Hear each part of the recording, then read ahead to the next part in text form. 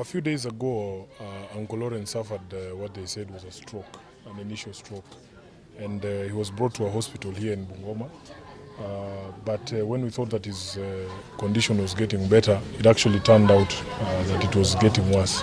So a decision was made, I think the day before yesterday, to transfer him to Eldoret. We thought that maybe he would receive better care there. And unfortunately, he got to Eldoret, and yesterday at around 9:30, we received the news that he had passed on. So we have just come from Eldoret. We have brought the body home here at Life Care Hospital. It's going to be preserved here as we now start embarking on preparations for the final journey. So I just want to thank everybody who has sent messages of condolence. We've received messages of condolence from all the leaders in the country, outside the country.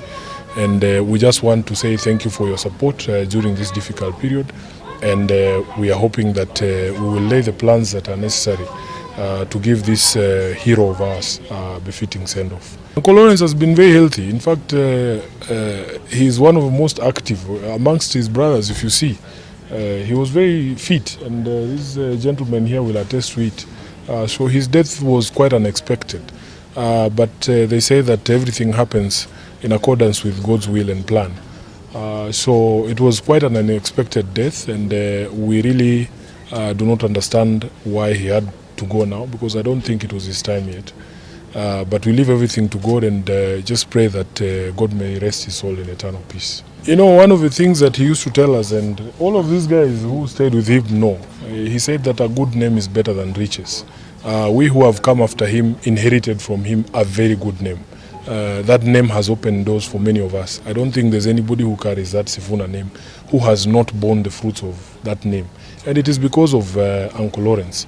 He had a very solid reputation across the country. He was a national figure. You would go anywhere with him and he would be instantly recognizable. And we hope that we can keep that spirit alive, that in fact we inherited a good name. We hope that we can leave that name as clean and as good as we found it. So I think that for me is the most outstanding memory that I have of him.